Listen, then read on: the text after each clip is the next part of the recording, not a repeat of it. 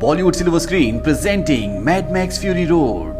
कहानी की शुरुआत में बीहड़ में एक आदमी को दिखाया जाता है जिसका नाम मैक्स है। मैक्स किसी जमाने में पुलिस वाला हुआ करता था, लेकिन अब दुनिया में ना पुलिस, ना आर्मी और ना ही नेता होते। दुनिया में आपस में न्यूक्लियर वॉर हुआ। न्यूक्लियर वॉर के बाद हवा जहरीली हो गई, पूरी धरती बंजर हो गई और अब धरती पर कुछ ही लोग बचे हैं। मैक्स को अपने परिवार के विजन्स आते हैं, जिन सब की अब मृत्यु हो चुकी है। मैक्स अपनी गाड़ी में यहाँ से आगे निकलता है और तभी यहाँ पर गाड़ियों का एक काफिला आता है जो मैक्स की गाड़ी पर टक्कर मारकर उसे पलटा देते हैं। इसके बाद मैक्स को बंदी बना लिया जाता है। ये लोग मैक्स को अपने साथ ले जाते हैं। उसकी पीठ पर टैटू बनाया जाता है जिस पर लिखा जाता है O नेगेटिव, जो कि मैक्स का ब्लड ग्रुप है। वो एक यूनिवर्सल डोनर है। दरअसल इन लोगों ने मैक्स को अपना गुलाम बना लिया है और इससे पहले कि ये अपनी गुलामी की मोहर उसे लगाते, मैक्स इनके चुंगल से भाग जाता है। पर ये लोग किसी तरह से मैक्स को एक बार फिर से पकड़ लेते हैं। ये जितने भी लोग हैं सब के सब इमॉर्टन जो के लिए काम करते हैं। इमॉर्टन जो यहाँ पर सबसे ताकतवर इंसान है। वो अपने चेहरे पर एक खास तरह का शिकंजा पहनता है जिसके दोनों साइड 2 पाइप लगे होते हैं। इस शिकंजे के जरिए ही वो सांस ले पाता है, यानी कि उसे जिंदा रहने के लिए शिकंजे को पहनना जरूरी है। इमॉर्टन जो जिस जगह रहता है वो पहाड़ी की एक चोटी है। नीचे बहुत सारे लोग होते हैं जो सब के सब बहुत कमजोर होते हैं। इमॉर्टन जो उन सबको कहता है कि मेरे जरिए ही तुम सब ऊपर उठोगे, मैं मुक्तिदाता हूँ। इसके बाद वो ऊपर से पानी छोड़ता है। पानी देखकर यहाँ पर सब लोग बहुत खुश हो जाते हैं। इस दौर में पानी की बहुत कमी है। लोग भूख से, प्यास से लगातार मर रहे होते हैं, इसीलिए सब पानी के लिए लड़ते हैं। यहीं पर एक लड़की को दिखाया जाता है जिसका नाम फ्यूरियोसा होता है और ये भी इमॉर्टन जो के लिए काम करती है। इमॉर्टन जो ने इसे अपने कुछ लोगों के साथ फ्यूल स्टेशन से फ्यूल लेने के लिए भेजा होता है, पर इससे पहले कि ये फ्यूल स्टेशन पहुंचती, ये अपनी गाड़ी पूरब की तरफ मोड़ लेती है। उसका एक आदमी पूछता भी है कि हमें सीधा जाना था, लेकिन फ्यूरियोसा कहती है कि हम पूरब की तरफ जाएंगे। उसका ऑर्डर कोई भी टाल नहीं सकता क्योंकि वो सबसे सीनियर है, इसीलिए सभी गाड़ियां पूरब की ओर निकल पड़ती है। ये पूरा नजारा इमॉर्टन जो ऊपर से दूरबीन से देख लेता है। वो भागता हुआ एक चेंबर के अंदर जाता है जहां पर उसने 5 लड़कियों को बंदी बनाकर रखा था, जो लड़कियां उसके लिए बच्चे पैदा करेंगी ताकि उसका वंश आगे चल सके। पर अब वो 5 की 5 लड़कियां यहाँ से गायब है। वो समझ जाता है कि फ्यूरियोसा उन्हें अपने साथ ले गई है। वो अपने लोगों को उनका पीछा करने के लिए कहता है। इमोटेंट की आर्मी ये सुनकर बहुत खुश हो जाती है क्योंकि वो इमोटेंट के लिए अपनी जान तक देने के लिए तैयार है। इमोटेंट जो की आर्मी का नाम वॉर बॉयज है। न्यूक्लियर रेडिएशन की वजह से ये एक बीमारी से ग्रस्त हैं, जिस वजह से इन सब को खून की जरूरत होती है और इसीलिए इन्होंने मैक्स को बंदी बनाया होता है। यहाँ पर एक वॉर बॉय को दिखाया जाता है जो बहुत कमजोर होता है, लेकिन वो फ्यूरियोसा को किसी भी तरह से पकड़ना चाहता है, इसीलिए वो अपनी गाड़ी के आगे मैक्स को बांध देता है। मैक्स के शरीर से एक पाइप निकल रहा होता है जिससे खून उस वॉर सोल्जर की बॉडी में जा रहा होता है ताकि उसको एनर्जी मिलती रहे और वो जंग में शामिल होकर इमॉर्टन जो के लिए अपनी जान देकर शहीद हो सके।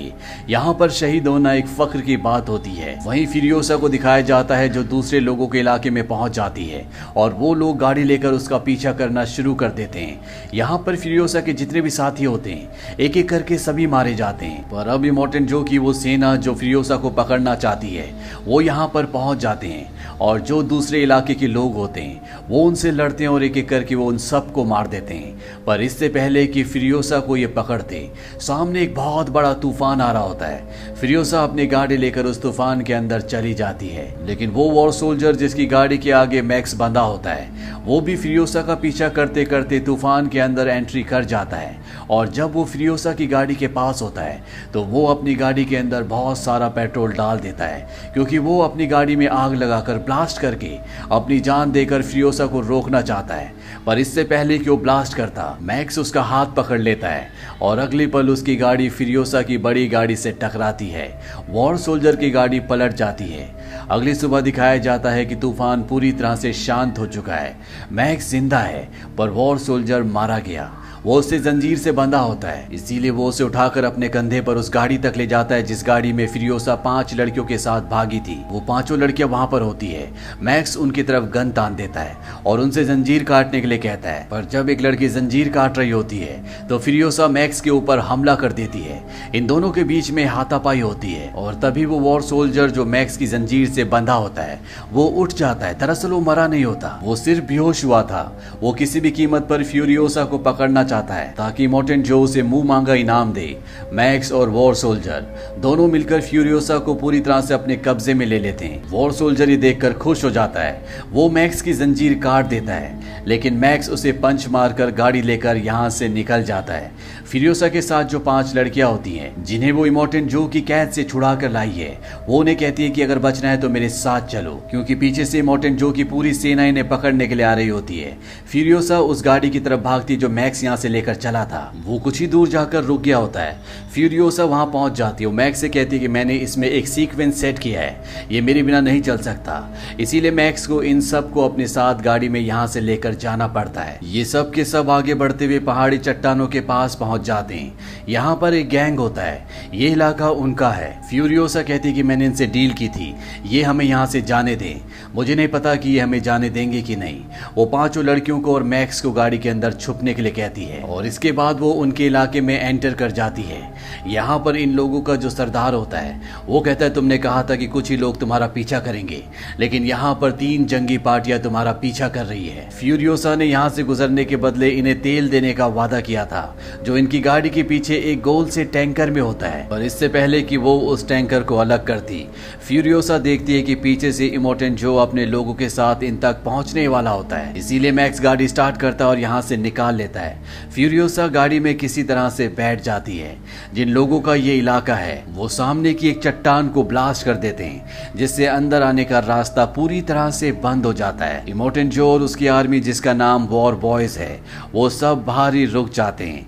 अब ये जिन लोगों का इलाका होता है ये सब के सब एक्सपर्ट बाइकर्स होते हैं। ये अपनी बाइक्स पर मैक्स का और फ्यूरियोसा का पीछा करना शुरू करते हैं, पर मैक्स और फ्यूरियोसा एक एक करके यहाँ पर इन सभी बाइकर्स को मार देते हैं। पर इससे पहले कि वो इस जगह से आगे बढ़ते, इमोर्टेंट जो अपनी गाड़ी से अपने लोगों के साथ इनकी गाड़ी तक पहुंच जाता है। इमोर्टेंट जो फ्यूरियोसा को गोली मारने वाला होता है कि तभी उन 5 लड़कियों में से एक लड़की को गाड़ी के बाहर खड़ा कर दिया जाता है। ये लड़की प्रेग्नेंट होती है, इसके पेट में इमोर्टेंट जो का बच्चा होता है, इसीलिए इमोर्टेंट जो उस पर फायरिंग नहीं करता, क्योंकि वो किसी भी कीमत पर अपने बच्चे को नुकसान नहीं पहुंचाना चाहता। ये उसके लिए बहुत जरूरी है, ये उसका वंश है। पर वो फ्यूरियोसा की गाड़ी रोकने की पूरी कोशिश करता है। वो अपनी गाड़ी से एक जंजीर फायरिंग करते हैं और वो जंजीर इनके स्टीयरिंग पर अटक जाती है, जिस वजह से ये अपनी गाड़ी को अब कंट्रोल नहीं कर सकते।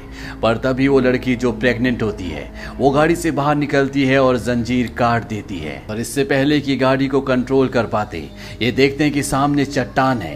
ये किसी तरह से अपनी गाड़ी को मोड़ते हैं, पर इनकी गाड़ी का दरवाजा उससे टकरा जाता है। वो लड़की जिसने जंजीर काटी थी वो अभी भी गाड़ी के बाहर होती है, और जब वो गाड़ी के अंदर आने की कोशिश करती है तो उसका पैर फिसल जाता है और वो दरवाजे पर लटक जाती है। दरवाजा टूट जाता है और उस जमीन पर गिर जाती है। पीछे से इमोर्टेंट जो आ रहा होता है वो उसे बचाने के लिए अपनी गाड़ी को लेफ्ट साइड टर्न करता है, जिससे उसकी गाड़ी पलट जाती है। इमोर्टेंट जो अपनी गाड़ी से बाहर निकलता है और वो देखता है कि उसकी स्लेव, जिसके पेट में उसका बच्चा है, वो बुरी तरह से जख्मी है, वो अपनी जिंदगी की आखिरी सांसें ले रही है। ये देखकर इमोर्टेंट जो दर्द से कर्रा उठता है। वही मैक्स और फ्यूरियोसा लगातार आगे बढ़ रहे होते हैं। इनकी गाड़ी में इमोर्टेंट जो का वो आदमी भी छुपा हुआ होता है जिसका नाम नक्स है, जिसने कहानी की शुरुआत में मैक्स को अपनी गाड़ी के आगे बांधा था और उसके शरीर से खून निकालकर अपने शरीर में डाल रहा था।